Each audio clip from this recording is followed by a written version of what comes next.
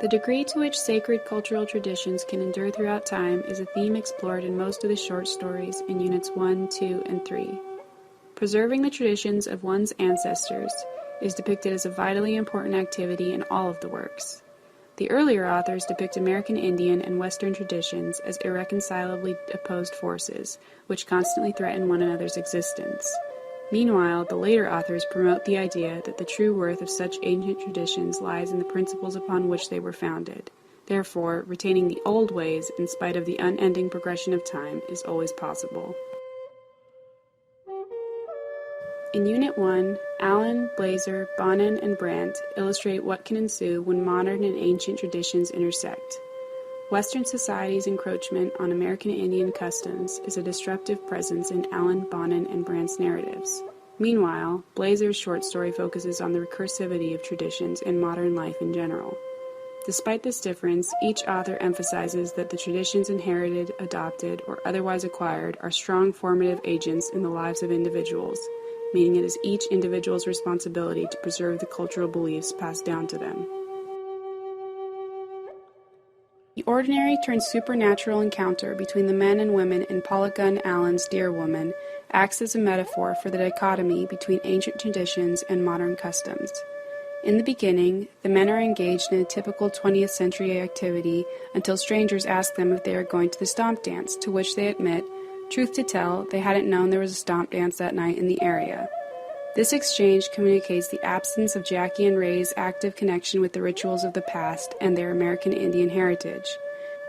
The introduction of Linda and Junella, therefore, is especially significant because it drives them to face this disconnection. Indeed, following the women's directions, the men are confronted by a figure that seemed to be age personified. He seemed to be older than the bluff, than the river, than even the sky.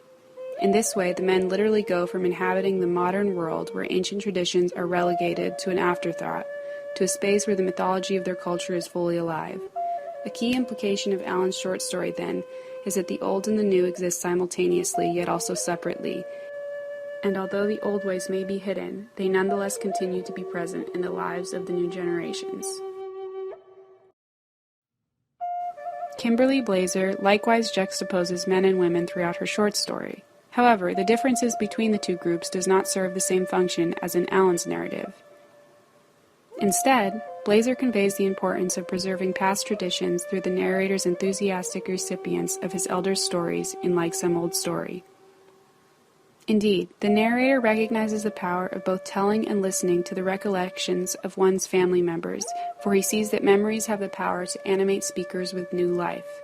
As he describes the old man, his hands remember that journey in the air. His chin, his lips know the directions. I see the dance in his cloudy eyes and hear him laugh at the memory of that feast. For this reason, the narrator continuously hunts the old stories like precious game, just as the male characters hunt animals.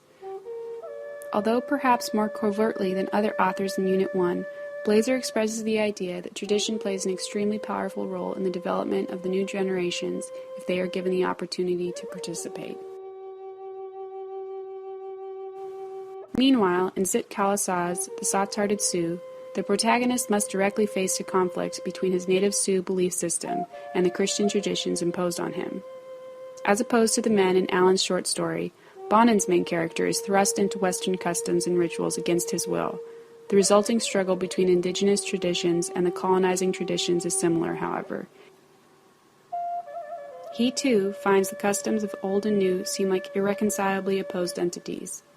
In his imprisoned state, the protagonist contemplates, "Yet I wonder who shall come to welcome me in the realm of the strange sight. Will the loving Jesus grant me pardon and give my soul a soothing sleep, or will my warrior father greet me and receive me as his son?" Ultimately, Bonin depicts the American Indian traditions and Western traditions as mutually exclusive. Just as his tribe had to choose between the medicine man's remedies and the Christian faith, so Bonin's main character has to choose between the Sioux teachings he originally received and the Christian doctrine he had been made to accept in order to feed his starving parents. In the end, by neglecting his ancestral traditions for too long, he loses not only his father but also his entire tribe, his freedom, and apparently his life. Thus, unlike Allen or Blazer, Zit Khalassa demonstrates that sustained separation from one's heritage has negative, permanent effects on the individual. Conversely, Beth Brandt's Turtle Gal offers readers a more moderate interpretation of the struggle between old and new traditions. As Sweet William explains to Sue Lynn, people are certainly born into families and their accompanying heritages, but families and culture are also made and chosen. For instance, defying gender roles, Sweet William tells Sue Lynn, "We be mama and little gal, we be a family," and "We was a family, that fine man, Big Bill and me." In this way, Brandt emphasizes that preserving the most sacred of familial traditions, like love, can be achieved even in the absence of one's blood relatives or ancient customs. Furthermore, Sweet William's later rejection of the exclusionary Christian notion of heaven reinforces the idea that all traditions, even supposedly good ones, are ultimately social constructs. I think this here story about pearly gates and all is just a trick. Seem like they ain't nothing wrong with this here earth. Indeed, as Sue Lynn's newfound orphaned and simultaneously adopted state illustrates, family and tradition can be found even when they seem most lost, and they play an especially essential role in the lives of children.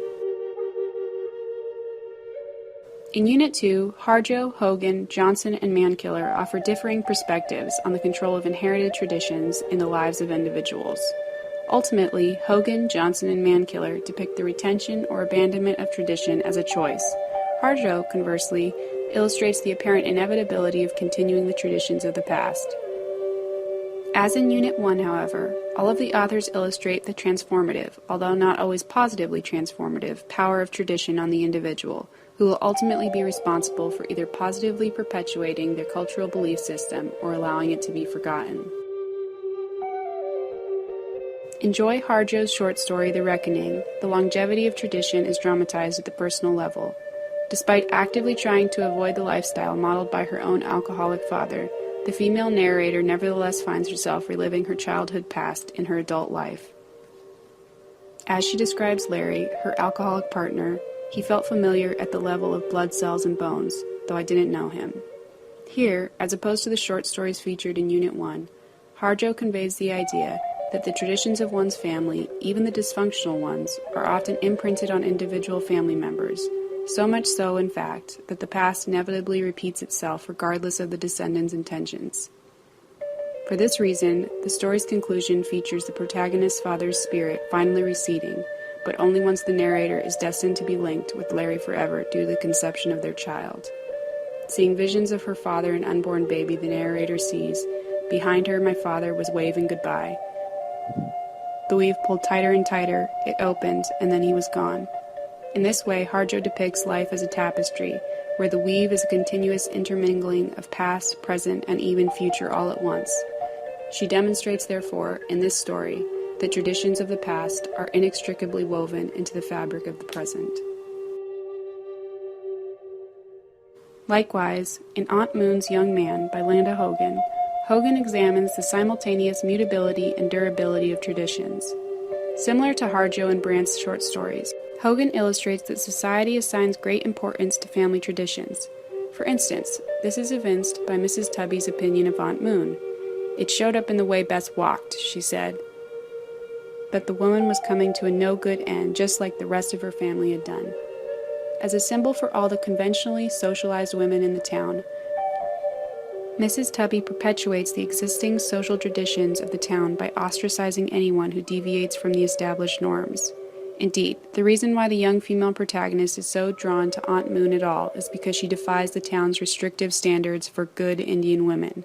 Moreover, as the surnames of both her monikers seem to imply, Bessie Evening, or Aunt Moon, follows the traditions of nature as opposed to man. This is made apparent by the way she makes the young girl feel. Sometimes when I was with her, I knew the older Indian world was still there, and I'd feel it in my skin, and hear the night sounds speak to me, hear the voice of the water tell stories about people who lived here long before, and the deep songs came out from the hills. In this way, Hogan reveals that the old traditions are, in fact, not lost at all, but can be found if they are actively sought.